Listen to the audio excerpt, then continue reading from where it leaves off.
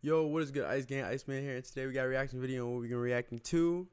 Comparisons of the most painful deaths. We're gonna be seeing how some people died and I guess the pain tolerance on it. Shout out Echoes for the video. Go sub to him. Don't forget to comment, like, share, and subscribe to the channel. Turn on post notifications so you know we upload.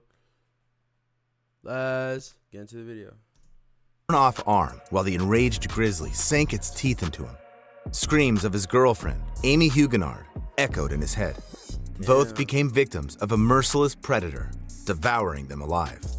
Slow death is the scariest thing imaginable, but on the pain scale, crafted from scientific studies, being eaten alive only rates 100 points. Meanwhile, the most horrifying death is estimated at 140.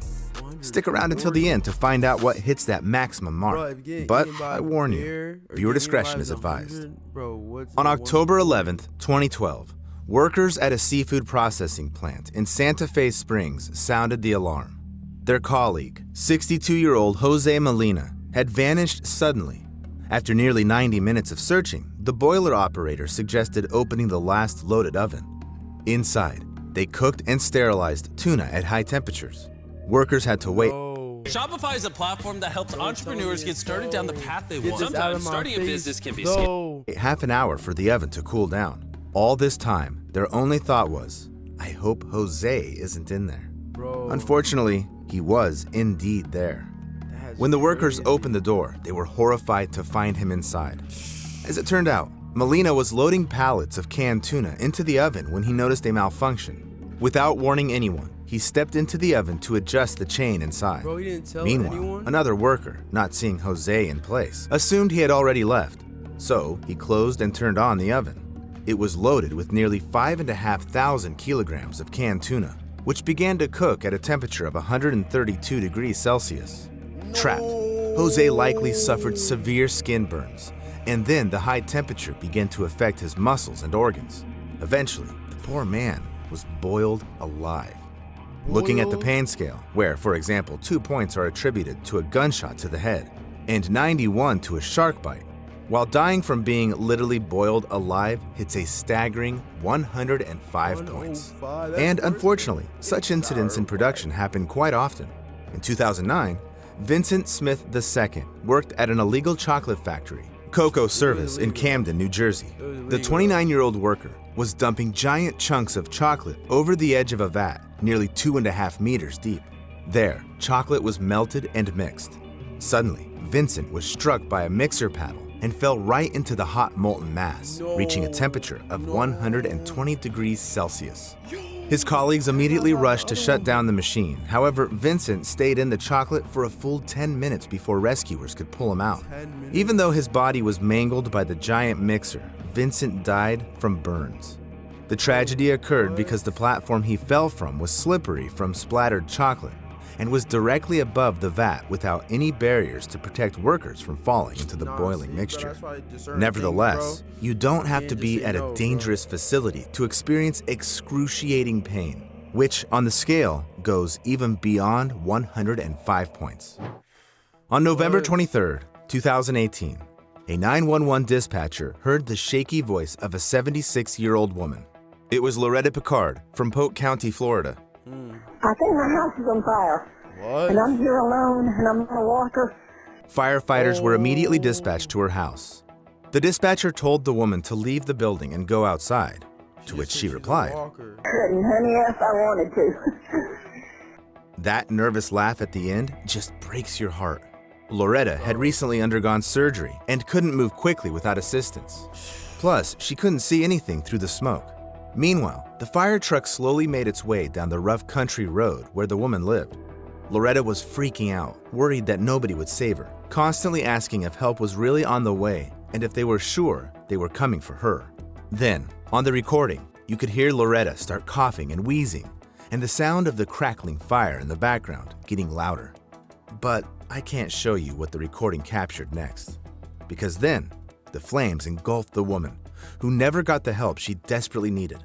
She screamed wildly as she burned alive. The link to the full recording I'll leave in the description below. That's so crazy. Loretta was dying while firefighters were just minutes away from her yard.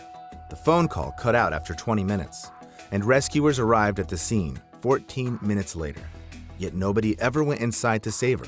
The fire chief claimed that several firefighters attempted to enter the house, but no evidence supports his words. And the dispatcher was blamed for giving ineffective instructions. Due to the negligence of rescuers, Loretta died in agony because the pain from burning alive hits a staggering 108 points. You wouldn't wish such a death on anyone. But you know what? I came across a story where a person knowingly subjected themselves to such suffering. On June 11, 1963, several American correspondents, including Malcolm Brown, gathered outside the Cambodian embassy in Saigon. The day before, journalists were informed that something important would happen there.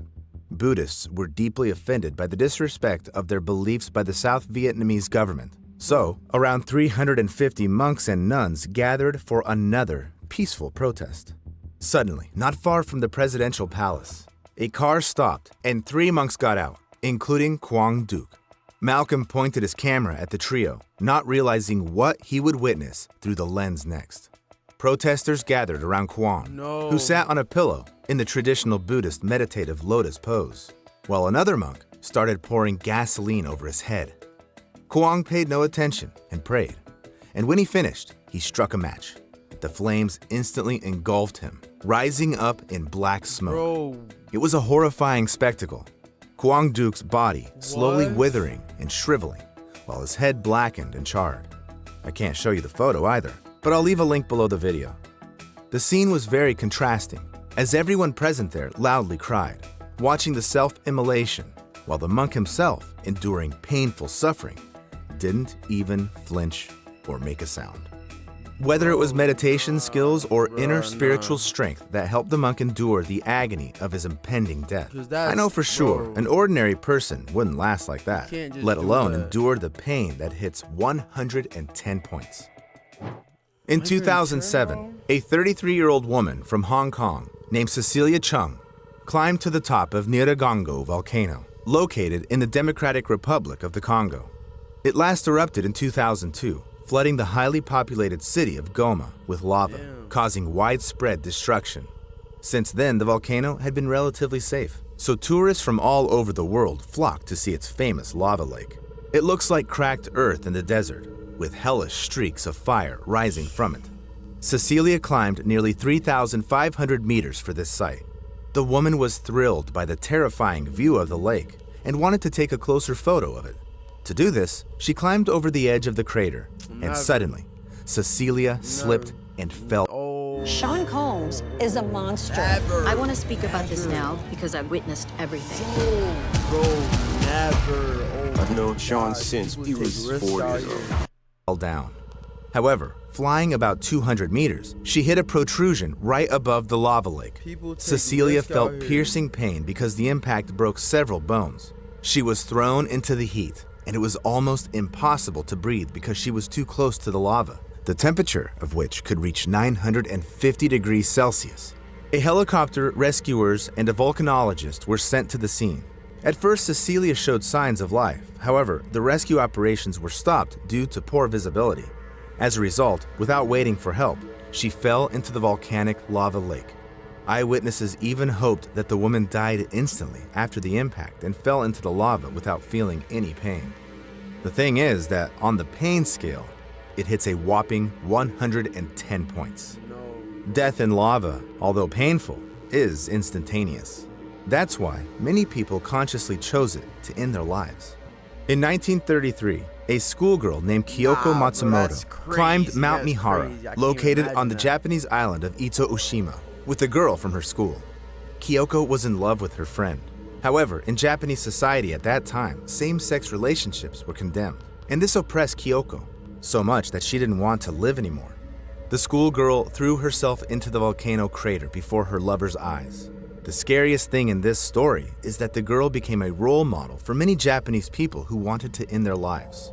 By 1935, almost 1,300 people had lost their lives by jumping into Mihara, until the Japanese government built barriers around the area. Still, as countless stories show, people often ignore such prohibitions. In 2016, Colin Scott and his sister, Sable, went on a tour to Yellowstone National Park. known for its geothermal spots. They really look fascinating, but getting close to them is dangerous. The water here may not be as hot as lava in a volcano, but still, the 96 degrees reached by the local water bodies are enough to cause burns and even kill a person. But Colin and Sable ignored numerous warning signs and crossed the restricted area. Suddenly, the guy slipped and fell into the hot water near the Pork Chop Geyser. Such a death is more painful than death in a volcano because, in a hot spring, it doesn't happen instantly, but slowly. Moreover, in almost all the park's water bodies, acid sulfate liquids are present to a greater or lesser extent. So when Scott's sister returned with a few rangers, only parts of her brother's head, torso, and arms were visible in the hot spring. By the next morning, Colin's body had completely dissolved. It seems that there couldn't be worse pre-death suffering, but, in fact, there could be. Dissolving in a geyser is far from 140 points on the pain scale. There's no way, On September 13th, 1987, in Goiânia, Brazil, the owner of a local landfill, Devair Ferreira, invited neighbors, relatives, and friends over to show them his interesting find. Devair showed them a strange powder. It was sparkling so mesmerizingly that guests rubbed it on their skin like glitter and took it with them to give to someone else. Yet none of them had any idea what this powder really was. The thing is, the man brought scrap metal, and someone brought from a neglected hospital a metal capsule to his landfill. But those who did it didn't realize they had taken it from a radiotherapy machine. Devair Ferreira ordered the capsule to be cut open, where he found the powder, which was actually radionuclide cesium-137. It is used in treatment to create a source of gamma radiation capable of affecting human cells. It's specifically directed at cancerous tumors. But if the radiation isn't controlled, it'll also affect healthy cells. Devair, not realizing it, set off a deadly domino effect. So about 250 people came into contact with the powder. Maria Gabriela Ferreira, the wife of the landfill owner, began to suffer from hair loss and internal bleeding. One of Devair's hired workers, Israel Bautista dos Santos, developed serious respiratory and lung complications. The other one, Admilson Alves de Souza, had his heart affected. However, the most affected was Devair's 6-year-old niece, Lei das Neves Ferreira. She was placed in an isolated hospital room, but the staff was afraid to approach the child. The girl gradually developed swelling in the upper part of her body, hair loss, kidney and lung damage, and, just like Gabriela, she suffered from internal bleeding. On the pain scale, these feelings hit a whopping 125 points. All the people who came into contact with the blue powder got various diseases, and this quartet later died. All the items touched by people who came into contact with the powder were buried in a repository on one of the city's mounds and marked for use only in 300 years. Such cases in ordinary life are pretty rare, but people who work directly with radioactive elements risk painfully dying literally every day. On August 21st, 1945, less than 2 weeks after the bombings of Hiroshima and Nagasaki, Harry Daghlian was working with a plutonium core at the Los Alamos test site in New Mexico. He used tungsten carbide bricks to create a barrier around it because the bricks reflected neutrons coming out of the radioactive plutonium back. But when he started laying bricks around the core, he suddenly dropped one of them right on him. At that moment, the brick caused an uncontrolled nuclear fission chain reaction. It covered the scientist with a deadly dose of radiation of 5.1 sieverts. After receiving a radiation burn, a person experiences countless excruciating sensations at once. The skin blisters and ulcers, after which the vessels in it burst, and the person dies.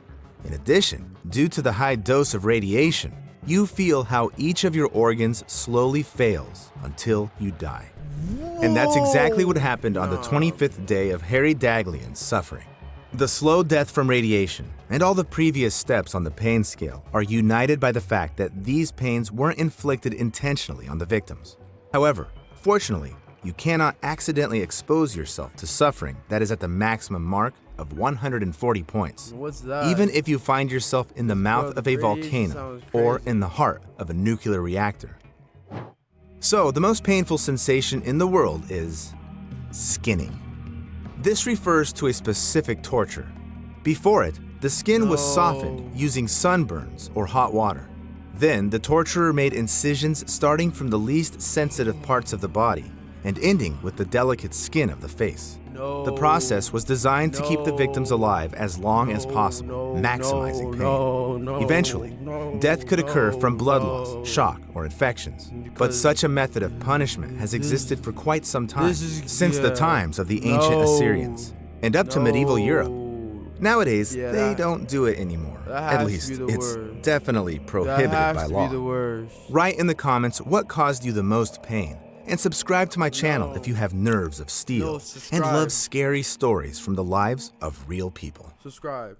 Make sure to subscribe. But no, the worst has to be the skinning. You can't argue me that. The second word there, you can't argue me that, bro. You cannot argue me that.